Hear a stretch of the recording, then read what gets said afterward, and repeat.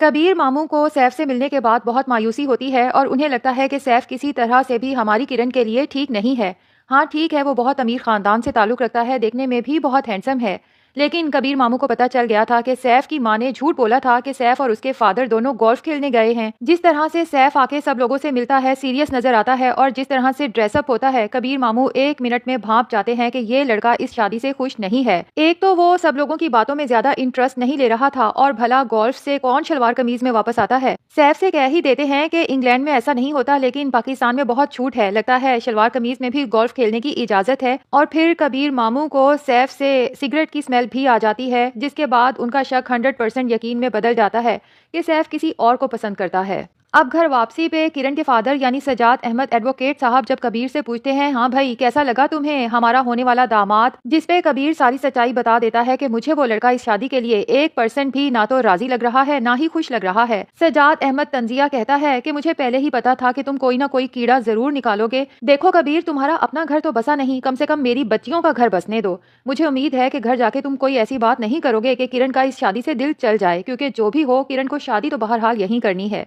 कबीर घर जाके अपनी बहन को समझाने की कोशिश करता है, लेकिन उसकी बहन भी उसे ही समझा देती है कि सजाद अहमद अपनी बेटियों से बहुत मोहब्बत करते हैं। अगर उन्होंने सैफ को किरण के लिए पसंद किया है तो यकीनन इसी में कुछ बेहतरी होगी, और वैसे भी किरण हमारी पसंद से मुतमईन है। जिसपे कबीर कहता है कि आपने तो किरण को सैफ से बात तक करने की इजाजत नहीं दी, उससे बात करती मिलती तब जाके उसे पता चलता ना कि सैफ उसके लिए बेहतर है भी या नहीं। लेकिन अफसोस की बात यह है कि हमारे यहाँ माँ बाप अपनी खुशी और इत्मीनान का हवा इस कदर बिठा देते हैं कि बेटियां सहम सी जाती हैं, डर सी जाती हैं, और उनकी इसमें खुशी हो या ना हो, लेकिन अपने माँ बाप को खुश रखने के लिए अपनी पूरी जिंदगी कुर्बान करने को तैयार हो जाती हैं। आपने तो किरण को कोई चॉइस ही नहीं दी, पहला ही अच्छा रिश्ता आया और आपने फट से हाँ कर दी। इतने में सजाद अहमद भी वहाँ पहुँच जाता है। उसे तो वैसे ही कबीर से अल्लाह वास्ते का बैर है, उसे ज्यादा कुछ सुना नहीं सकता, क्योंकि जिस घर में ये लोग रहते हैं दरअसल वो कबीर का ही है। अगर इतनी बड़ी मजबूरी ना होती तो सजाद अहमद तो शायद कबीर जैसे आजाद ख्याल इंसान को अपनी बेटियों के इर्द गिर्द भटकने भी ना देता। खैर फिर भी कबीर को सख्ती से कहता है कि अपनी बहन को गलत मशवरे देना बंद करो और मुझे उम्मीद है कि तुम किरण को भी ऐन शादी के मौके पे बहकाओगे नहीं।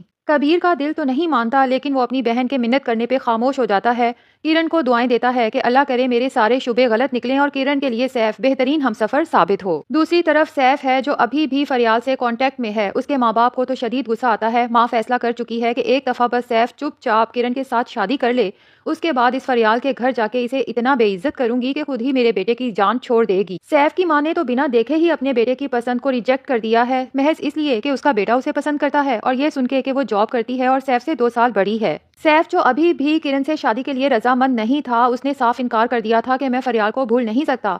तो सैफ की माँ ने ऐसा ड्रामा किया हार्ट अटैक का कि बेचारे सैफ को मानना ही पड़ा। जिसके बाद सैफ की माँ अपनी डॉक्टर फ्रेंड का भी शुक्रिया अदा करती है कि तुम ऐन मौके पे मेरे बड़े काम आई, क्योंकि डॉक्टर फ्रेंड सैफ और सारा को समझा के जाती है कि तुम्हारी अम्मी को जो हार्ट अटैक आया है फिलहाल तो माइनर है, लेकिन अगर इन्हें दोबारा हार्ट अटैक आया तो वो जानलेवा भी साबित हो सकता है। इसलिए बेहतर यही है कि इनकी खुशी के लिए जो ये कहती हैं वैसा ही किया जाए। और फिर सैफ की खाला उसे ऐसी ऐसी झूठी कहानियां बना के सुनाती हैं कि जब तुम पैदा होने वाले थे तुम्हारी अम्मी की हालत बहुत खराब हो गई थी, इसके बावजूद भी तुम्हारे पैदा होने के बाद खराब हालत के साथ ही वो तुम्हारा हर काम खुद करती थी। तो क्या ये सिला दोगे अपनी माँ की कुर्बानियों का कि वो फरियाल जो कल तुम्हारी जिंदगी में आई है वो तुम्हारी माँ से ज्यादा अहमियत इख्तियार कर गई, जिसने पाल पोस के तुम्हें इतना बड़ा किया, जवान किया, कि तुम अपनी माँ पर उस लड़की को फौकियत दे रहे हो। और सैफ का बाप भी उसे कहता है कि तुमने खुद ही रजामंदी का इजहार किया था किरण से शादी के लिए, तो अब मैं किसी किस्म की बदमजगी नहीं चाहता। सैफ बेचारा तो खुद को बहुत मजबूर महसूस करता है, फरियाल के बगैर रह नहीं सकता और अपने माँ बाप को तकलीफ दे नहीं सकता। बिलाखिर शादी का दिन सर पे आ जाता है। सैफ का तो रो रो के बुरा हाल होता है। अब माँ बाप ने सैफ को शादी के लिए तो जबरदस्ती मनाया ही था, एक और जबरदस्ती उस पे मुसल्लत कर देते हैं कि अपना हुलिया दुरुस्त करो और शादी पे खुश नजर आने की पूरी कोशिश करो। सैफ शादी के लिए दुल्हा बना तैयार तो हो जाता है, लेकिन मुसलसल फरियाल से कांटेक्ट करने की कोशिश करता है, क्योंकि फरियाल का फोन ऑफ जा रहा है और सैफ का दिल भी जैसे बंद हो रहा है कि कहीं फरियाल मुझसे हमेशा के लिए सच में दूर तो नहीं हो जाएगी। दूसरी तरफ किरण है जो अपने माँ बाप के पसंद किए हुए लड़के से शादी तो करने जा रही है, दुल्हन बनी बैठी है, लेकिन उसके दिल में जैसे खुशी का शायबा तक नहीं है, बल्कि एक अजीब सा खौफ है जैसे उसके साथ कुछ बहुत बुरा होने जा रहा है। और उधर मुईज हसन, जिसने किरण के कार्ड देने पे तो साफ इनकार कर दिया था कि मैं तुम्हारी शादी पे नहीं आऊंगा, और कोको मामू को मुईज हसन को देखते साथ ही अंदाजा हो गया था कि ये लड़का किरण से बेतहाशा मोहब्बत करता है, लेकिन इसने कभी भी इजहार नहीं किया किरण कोको मामू की बात पे तो इनकार कर देती है कि ऐसा कुछ नहीं है, लेकिन जब उसकी दोस्त उसे बताती है कि मुइज़ का तो रो रो के बुरा हाल था, उससे तो ठीक से बात भी नहीं की जा रही थी कि किरण की शादी आखिर क्यों हो रही है, क्योंकि मुइज़ तो तुम्हें प्रपोज करना चाहता था, लेकिन उससे पहले वो अपना मास्टर्स कंप्लीट करके कोई अच्छी जॉब करना चाहता था। किरण को अब सब कुछ याद आता है, डे 1 से लेके एंड तक मुइज़ किस तरह से हर वक्त उसके इर्द गिर्द रहने की कोशिश करता था, मुश्किल में उसकी हेल्प करता था। किरण को बहुत अफसोस होता है कि उसे मुइज़ की मोहब्बत आखिर नजर क्यों नहीं आई, लेकिन साथ ही उसे ये भी एहसास होता है कि अगर उसे उसकी मोहब्बत का पता चल भी जाता तब भी कौन सा उसके पेरेंट्स ने मुइज़ के साथ उसकी शादी कर देनी थी।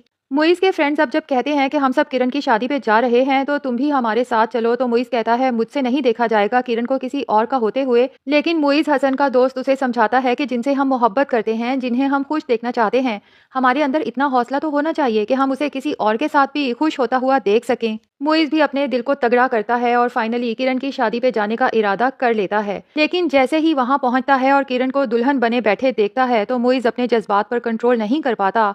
आंखों में आंसू आ जाते हैं, लेकिन जबरदस्ती मुस्कुराते हुए किरण के पास जाके उसे मुबारकबाद देने की कोशिश करता है।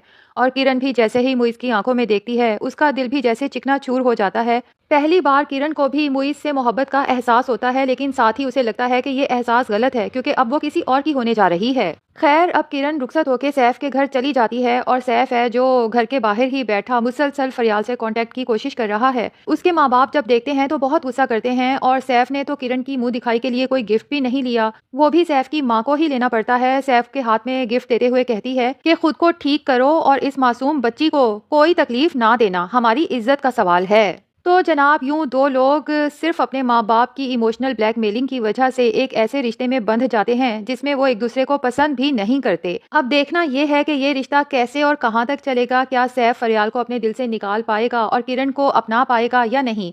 नाजरीन, आपको ये नया ड्रामा कैसा लग रहा है, कमेंट सेक्शन में जरूर बताएं।